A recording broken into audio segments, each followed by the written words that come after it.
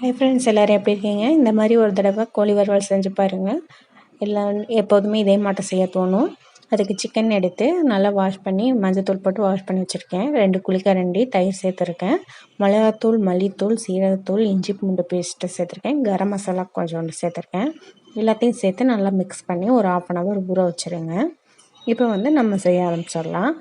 Stove on பண்ணிவிட்டு கடாய் அடுப்பில் வச்சுட்டு கடாய் ஹீட் ஆனதுக்கப்புறம் ஒரு குழிக்கரண்டி எண்ணெய் சேர்த்துருக்கேன். இது கடலை எண்ணெய். உங்களுக்கு என்ன எண்ணெய் வேணுமோ அது சேர்த்துக்காங்க. எண்ணெய் காய்ஞ்சதுக்கப்புறம் பட்டை, கிராம்பு, பிரியாணி இலை எல்லாத்தையும் சேர்த்து நல்லா பொரிய விடுங்க. அது பொரிஞ்சதுக்கப்புறமா 2 பெரிய வெங்காயம், மீடியம் சைஸ் வெங்காயம் எடுத்து சின்ன சின்னதாக சாப் பண்ணி வச்சுருக்கேன். அதை போட்டு நல்லா வதக்கிங்க. வெங்காயம் கலர் மாறினதுக்கப்புறம் 2 மீடியம் சைஸ் தக்காளி சேர்த்துருக்கேன். அதையும் சேர்த்து நல்லா வதக்கி விட்டுக்காங்க. அதை கொஞ்சம் நல்லா ஓரளவு வதங்கினதுக்கப்புறம் நம்ம ஊற வச்சுருந்த மசாலா, ஊற வச்சுருந்த சிக்கன் எடுத்து அதையும் சேர்த்து நல்லா பிரட்டி விட்டுட்டே இருங்க. இப்போ தேவையான அளவு உப்பு சேர்த்துக்கலாம்.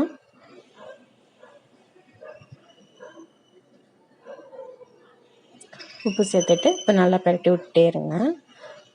இது நம்ம கை விடாமல் பிரட்டி சுருள பிரட்டி விட்டாலும் நல்லாயிருக்கும்.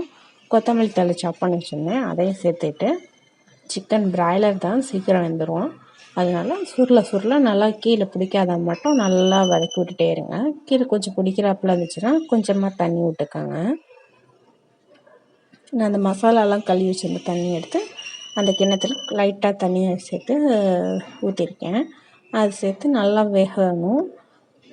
இப்போ மேலே கொஞ்சமாக பெப்பர் தூள் சேர்த்துக்கலாம். அந்த டேஸ்ட்டு கொஞ்சம் நல்லாயிருக்கும்.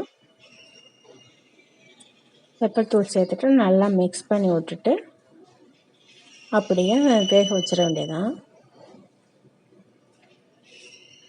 அடிக்கடி கிண்டி விட்டுக்கோங்க திறந்து. கறி நல்லா வெந்ததுக்கப்புறமா நல்லா ஒரு சாப்பாடோடு வச்சு சாப்பிட்டோம்னா செம்மையாக இருக்கும். அவ்வளோதான், நம்மளோட சிக்கன் வறுவல் ரெடி ஆயிடுச்சு. இதை மூடி போட்டு வெந்ததுக்கப்புறம் சர்வ் பண்ணிட வேண்டியதான். நீங்களும் செஞ்சு பாருங்கள். மறக்காமல் எப்படி இருந்துச்சுன்னு கமெண்ட் பண்ணுங்கள். நம்ம சேனலை சப்ஸ்கிரைப் பண்ணிடுங்க. தேங்க்ஸ் ஃபார் வாட்சிங்.